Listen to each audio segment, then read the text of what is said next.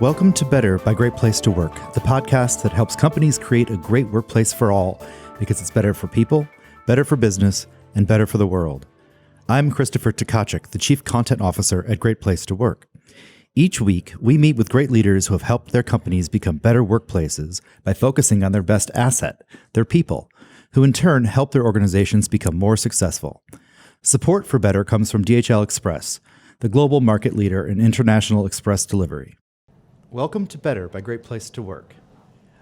We're coming to you today from the 2020 Great Place to Work for All Summit in San Francisco, and I am joined by Carolyn Slaski, the America's Vice Chair for Talent at EY, as well as Tina Tchen, the President and CEO of the Time's Up Foundation.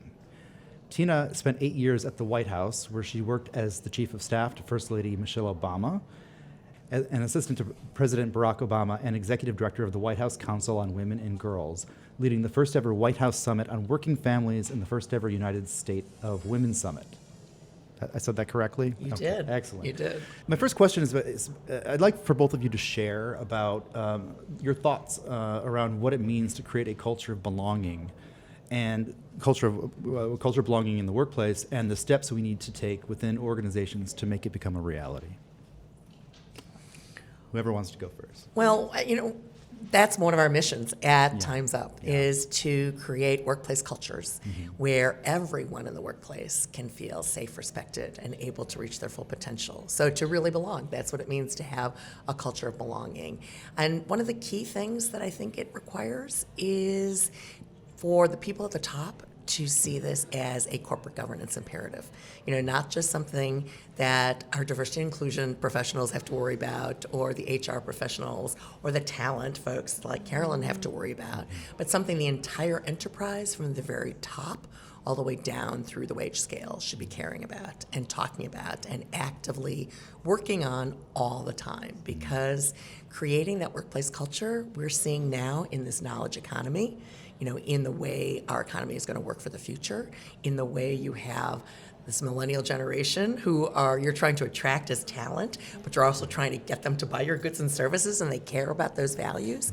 This is a key component to how companies are going to succeed in the future. So my big takeaway for folks is from the very top, tone at the top matters, and make this a corporate governance imperative.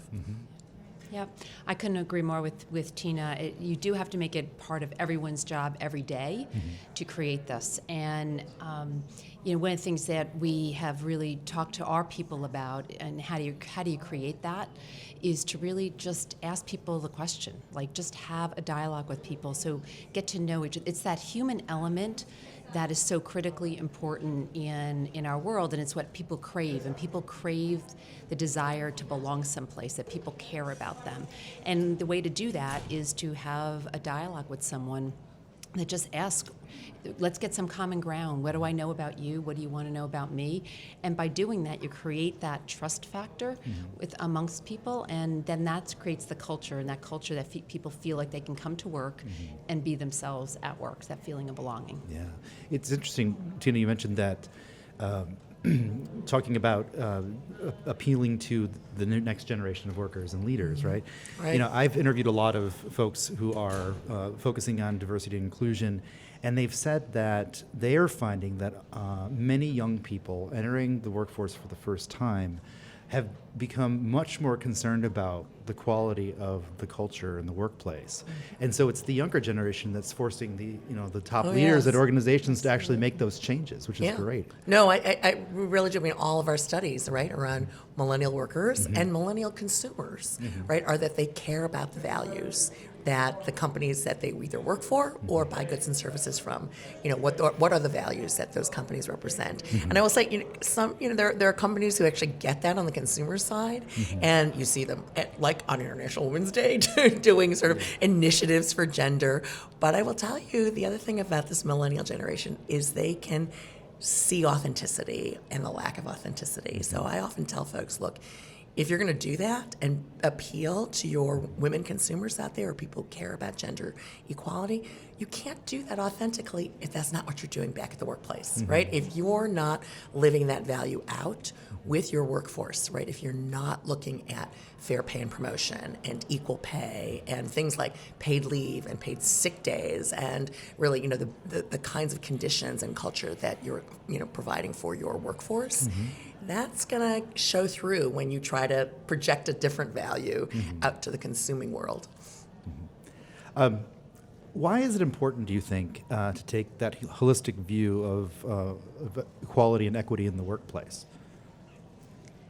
Well, the whole idea of a holistic view is that you have to, it permeates the whole organization. That gets back to what Tina mentioned right on the onset. It is culture, right? It has to permeate the whole organization. It has to come from the top. So it's the what gets set at the top, the expectations, the accountability that permeates throughout the organization around that you make sure that there's sponsorship, equitable sponsorship for all of our people, and that there's this sense of belonging. And so how do you do that is, our CEO has actually said to all of our leaders, culture is your job. This is not my job, this is not HR's job, but it's incumbent upon all of you as leaders to create this culture that is a culture of living our values each and every day. That's Kelly Greer you're talking That's Kelly about. Greer, and she makes that perfectly clear that that's their job to do that, and there'll be accountability if you don't do that. Yeah, and it's interesting because she comes from the background of working around human resources and culture. So, and it's very rare to see a CEO of a global company like EY have that sort of pedigree of being caring about people. Yeah. So. Yeah. Well, she's actually comes from the business, did a rotation in talent, and what she would say is it really was an anchor to who she is as a CEO. I mean, you put that lens on it and the criticality of, how you take care of your people each and every day. But it's not often that a CEO has spent time in the trenches working in talent. Absolutely. Yeah, so. Well, and I've seen Kelly, and as Carolyn knows, I've seen Kelly in operation and how she talks about these issues with her workforce. And it's really powerful. And what's particularly powerful when I've seen Kelly do it is it's not just to the women at EY, it is importantly to the partners. Yeah. I've seen her do this with her most senior partners, who are running the business units, and having them own that. And that's really key because what Carolyn's saying about the holistic viewpoint is, workers experience their workplace culture in totality, right? So they're experiencing their pay and promotion, they're experiencing their onboarding, they're experiencing, what their review process looks like, where their office is going to get set, what the work assignments are, holistically. And too often, and I've been doing diversity and inclusion work in my profession, in the legal profession, for 3 decades, and we really did treat them as silos, right? Yes. There was a diversity and inclusion, coordinator, or there was HR in one place, and then the legal team did something else around sexual harassment and compliance work, and then the operations unit are the ones who are really doing evaluations, and that siloed effect meant that we weren't paying attention to the full range of culture and how each of those things interact with one another and how our employees are really experiencing it, because they experience it holistically. That's the entirety of their work experience. Yeah. Is there something you want to say? Yeah, no, I've heard Tina actually say this, and I couldn't agree more, is sometimes people think about, where you draw the line, and lots of times we let the lawyers do that. Right? And they draw the line, and that's Carolyn knows I have a whole lawyer speech we could go into. That's a really go ahead. No, it's a really low bar. Right. And what we have to do as organizations is set a high bar. This is our culture, these are our values, and that will be our values each and every day.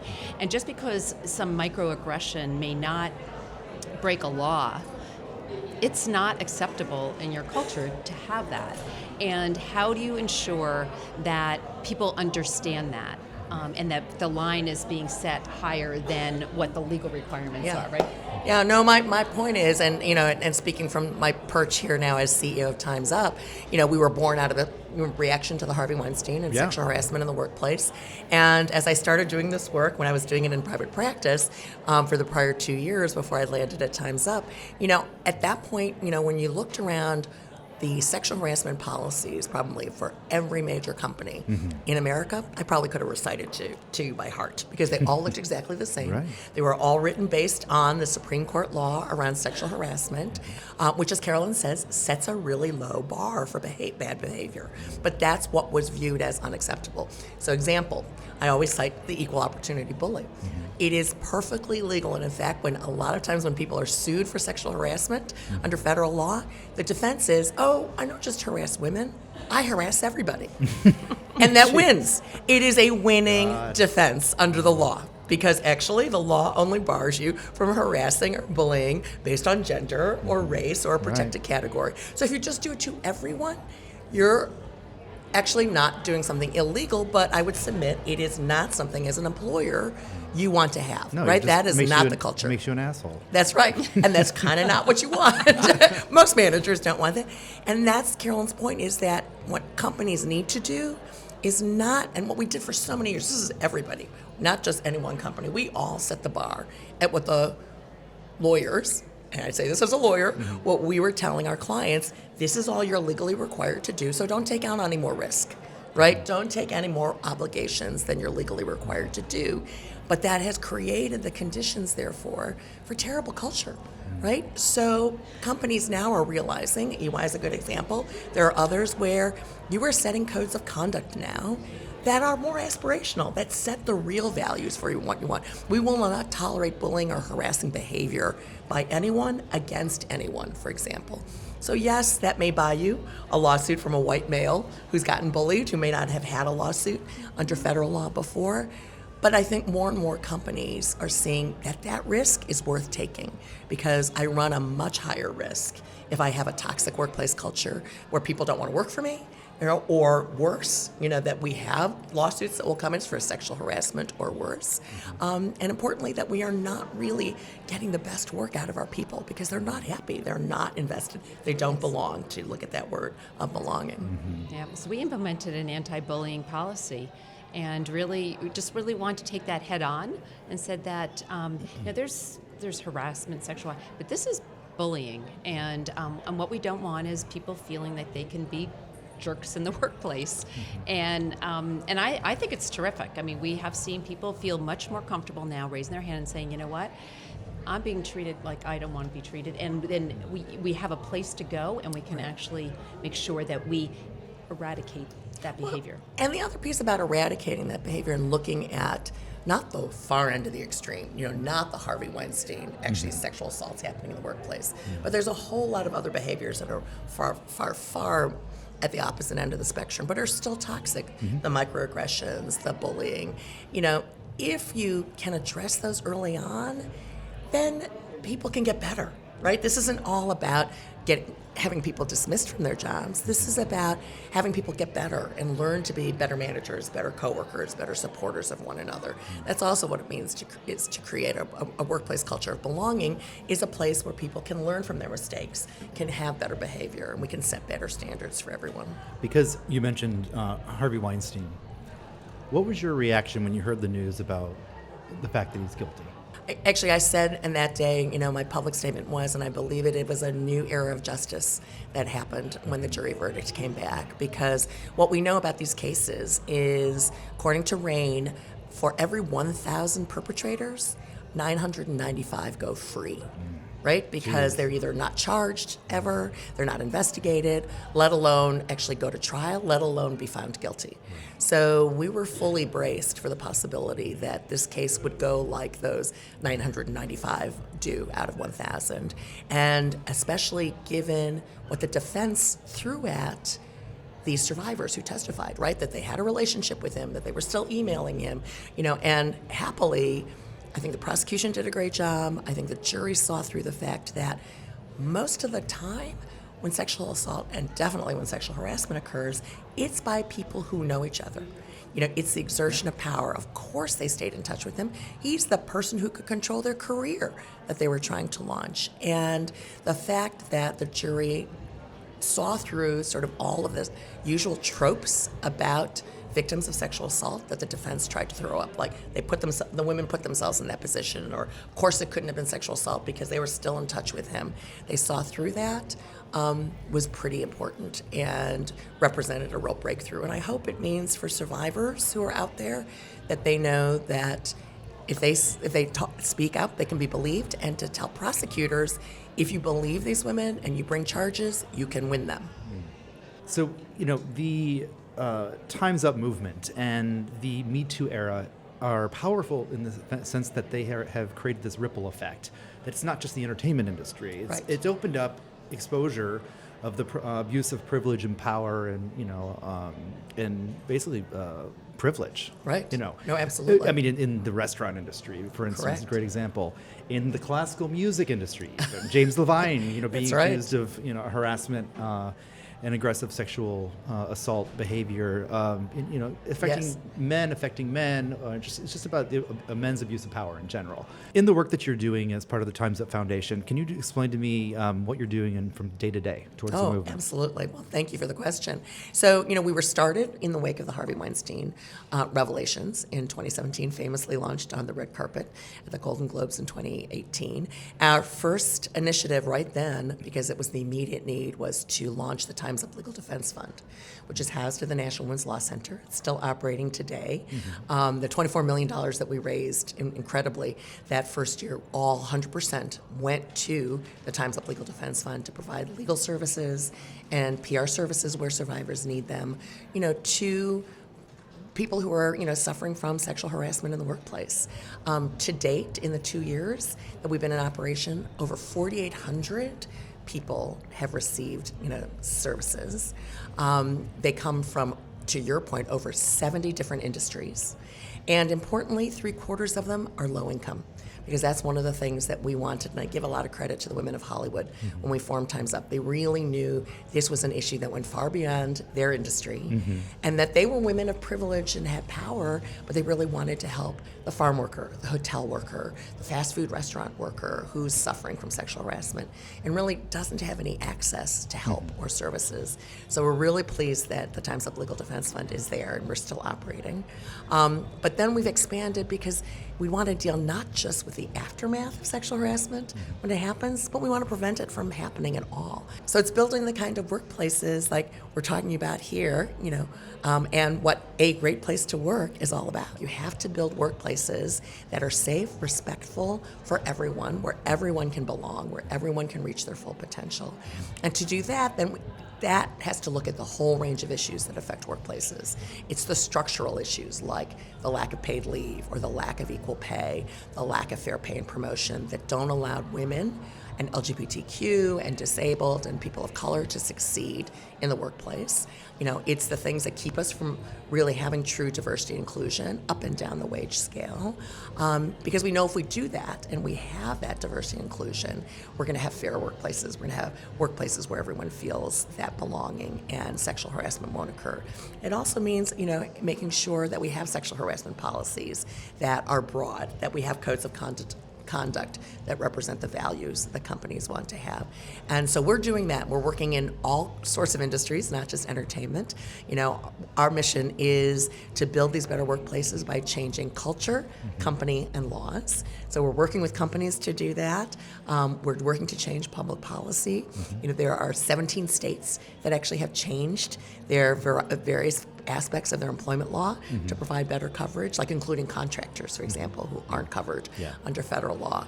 And we want to change culture, and I'm really excited because we have Time's Up Advertising and we have Time's Up Entertainment, where we have people who are shaping our culture through advertising, through the movies and TV shows that we watch, really being part of our work and trying to reshape what those cultural moments are and dialogue is. So we're working across all those fronts. So my day, any day, can be really different from one to the other, but we're really working in all those domains. That's great.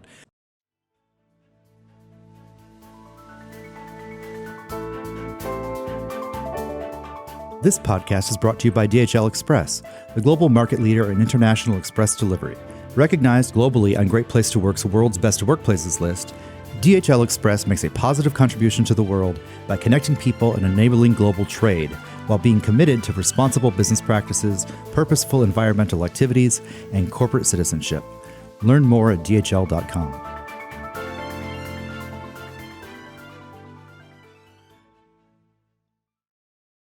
We've been talking a lot about big picture and how there could be a trickle-down effect from top leadership at a company to affect policy change, right? What smaller actions do we need to be having, or what smaller actions do companies need to take to ensure that women have an equal shot at success and security? So I talk a lot about the small things, right? Culture change comes from the big moves, right? Big changes in policy, big leadership from the C-suite and from the board. But it's also in everybody's daily interactions with one another, right? How we're treating each other, recognizing the moments. And one of the things I often say to people is, one really quick thing that people can do, like the minute they go back, from here in San Francisco to their workplace, is they will all be in a meeting. They will either chair a meeting or be a participant in a meeting, come Monday morning. And watch for the thing that happens inevitably in meetings where there are both men and women there, where a woman says something and it gets ignored until the man says something 10 minutes later and it's a great idea. Well, when that happens and you're in that meeting, if you're the chair, you can call it out and you can say, no, I'm going to go back to what Carolyn just said, and I want to hear from her. And you can actually even do it if you're not the chair of the meeting. If you're a fellow participant in the meeting, you can say, all right, actually I want to hear from Carolyn again because I think she just said the same thing. And it's those kind of small, being aware of what's happening around you. Because when it happens right now, actually I think the men in the room just don't even notice it. They don't know it happened, and yet the women in the room all notice it. And it's part of what makes you feel like you don't belong, that you're not being heard. And so the more we can make everyone in the workplace aware of those small moments, those small interactions, and then do something pretty simple to correct it, the more you will start to change culture in the small ways as well as in the big ways. Clearly everybody can make those little things, calling them out, I think, is important, because I don't think anybody does it with malice. I don't think they realize that they're doing it, but by demonstrating and saying, let me bring Tina into the conversation, I think people will realize that. I do get back to the importance of making sure that everybody feels like they can bring their whole self. And I think, we talk about gender equity and gender equity. How do we fix the gender equity? I would say, I think gender equity would be the solution. Like, let's make it not a problem, but the solution. Let's make sure everybody realizes that by having this equity, by having all the right people at the table, you're going to get the better solutions. I mean, I can't think of a leader that says, by having diverse opinions around the table, I don't get a better answer.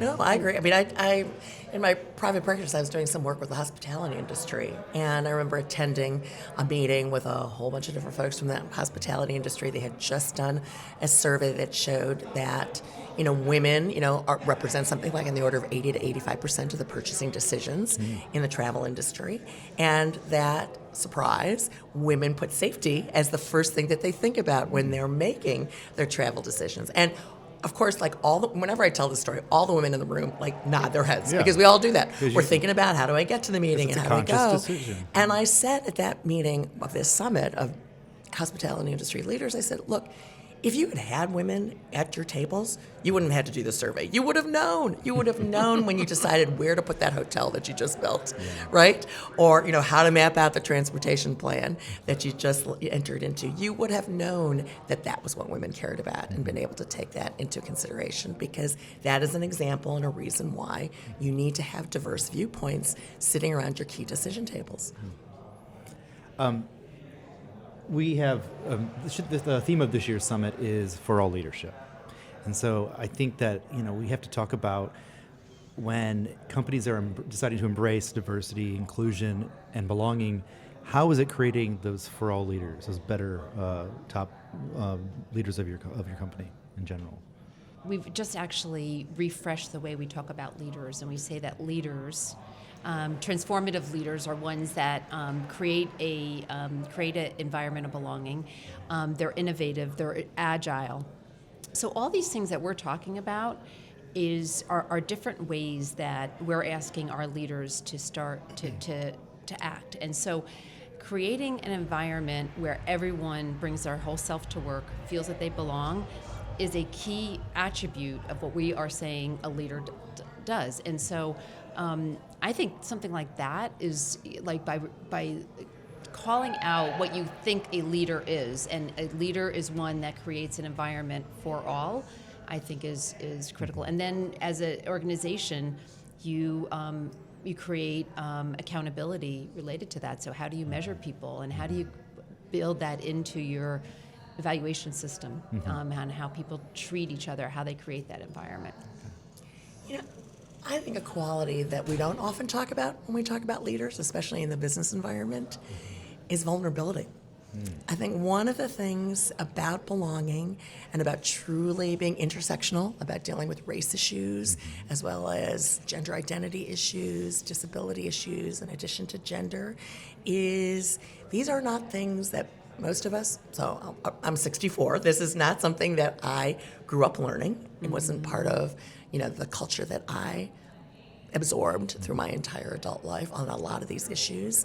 And even for me, for somebody who's focused on diversity, inclusion, and gender equity issues for a long time, I have taken to saying to some of my younger colleagues now, I will acknowledge that I am very binary in how I think about gender identity. And non-binary is a whole new thing that I'm learning, and a whole new language I'm learning. And we have to be vulnerable in admitting those things. And I think leadership now in this new era, which is really not something you do in the business world, right, is to at some point admit some of that vulnerability, admit some of those limitations in what our own backgrounds bring to us. And then I think we have to collectively give each other some space.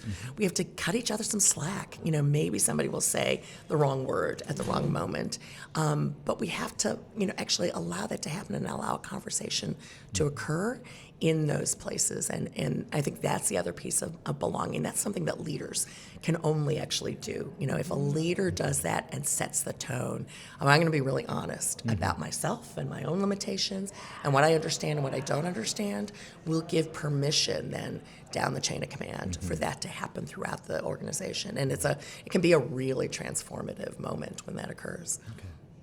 In the work that you're doing for both of your organizations, how are you inspiring the leaders that you're mentoring to become, for all leaders, as I said earlier, who can help their own teams into all those necessary qualities to become transformative to the culture and to ensure that? One of the ways I mentioned is by actually defining what we think this transformative leader looks like. And what we've done a lot of is try to showcase what that looks like. So we have asked each one of our leaders, for example, to come up and discover their personal purpose, like what is it that makes them tick, and then to actually articulate that and tell people what it is. So, and by doing that, it creates this vulnerability that Tina just mentioned. It makes them real.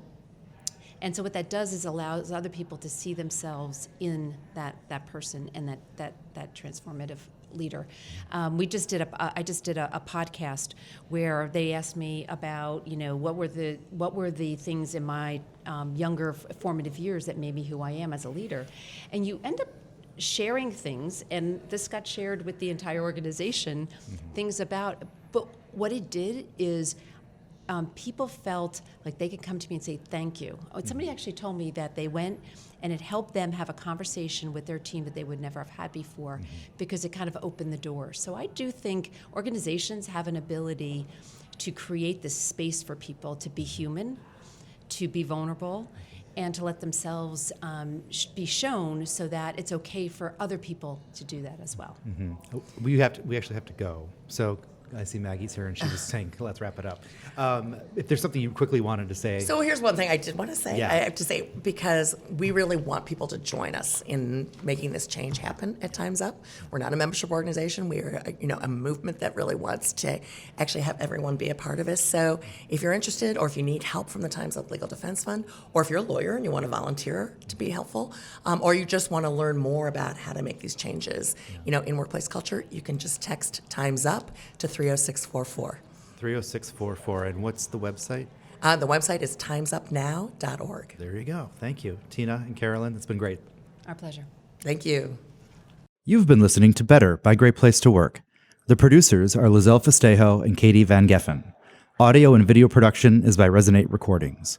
Better is generously sponsored by DHL Express, the global market leader in international express delivery. Tell us about your great workplace experience by finding us on social media. We can be reached on Facebook and LinkedIn at Great Place to Work, and on Twitter and Instagram at GPTW_US. Also tell your friends about Better, which can be found wherever you download your favorite podcasts.